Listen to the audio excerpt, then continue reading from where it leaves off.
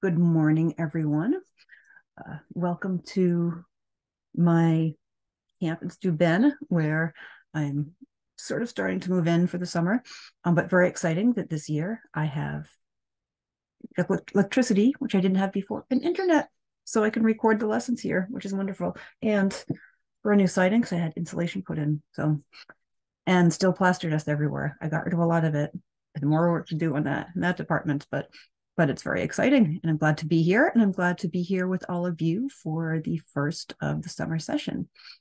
In the summer sessions, I always like to change things up a little bit. We did lessons in social justice and nature and the environment in the past.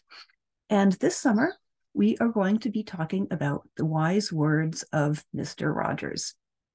So to start with, I just sort of thought I'd give an overview about what we're going to be talking about and his biography, talk a little bit about him, and then I will share some words of his as well. So Fred Rogers was born in Pennsylvania in 1928. He grew up in a large 3-story brick house, and he was an only child until when he was 11, when his parents adopted his sister, Elaine. He spent much of his time alone and had somewhat of a difficult time as a child socially. He was shy and introverted and overweight, and other kids would tease him and call him Fat Freddy. He learned how to be on his own because of this and how to make friends with himself. And he played with his stuffed animals and a ventriloquist dummy, and he even created his own puppets as a kid, which is kind of cool. There was a shift for him in high school. He made a couple of close friends, and there were people that were very different from him. One of them was on the football team, and but they really valued him for who he was as a person, and that really made a huge difference for him for his life. And high school went much better for him. Became the president of the student council. He was a member of the National Honor Society. He was the editor-in-chief of the yearbook, and very involved. He went to college and he got his bachelor's degree in music, which I didn't know, and that's very cool because I did as well. And then he continued his schooling at the Pittsburgh Theological Seminary, and soon after that was ordained as a Presbyterian minister. He said in an interview once, "I went into television because I hated it so, and I thought there's some way of using this fabulous instrument to nurture those who would watch and listen." And I thought that was so cool because usually, if there's bad things in life, you try to avoid them. You sort of argue against it. You run the other way. But you fight it in some way or another. But what Fred Rogers did is he saw something that he didn't like how it worked. So he got into it and changed it and made it better, which is pretty amazing. And I think that says a lot about him right there. He started out in public television with a show called The Children's Corner, where he developed some of the puppet characters that he later used in Mr. Rogers' Neighborhood. Mr. Rogers' Neighborhood began in 1968, and it ran for 895 episodes. It's a long time. He started way before I was born, but I still remember watching him live in the 80s when his show was still going on. And I just remember the quiet and peacefulness and calmness of his show that was in such contrast to everything else that was on TV at the time. One of the things that I appreciate about Fred Rogers is that he was able to have such an impact while still being true to who he was. When we think about creating change in this world, so often it's about, we get out there and march and protest and give speeches, but that wasn't Fred Rogers' way. And yet the impact he had was still so huge, which is why I guess he resonates so much for me, because I'm also not one to stand up in the spotlight. But you don't have to. Someone can lead by example. And that's exactly what Fred Rogers did and exemplified so much. He never told kids how to act and be in this world. He just set an amazing example.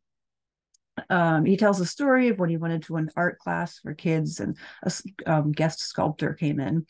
And the art teacher said to the sculptor, "Don't teach them how to sculpt. Just sculpt something."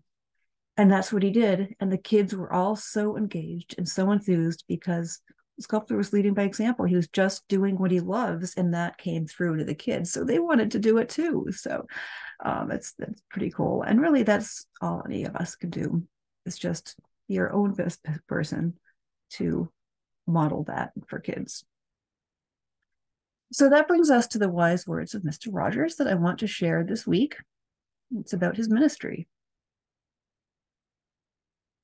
When I was ordained, it was for a special ministry, that of serving children and families through television. I consider that what I do through Mr. Rogers' neighborhood is my ministry. A ministry doesn't have to be only through a church or even through an ordination. And I think we can minister to others in this world by being compassionate and caring.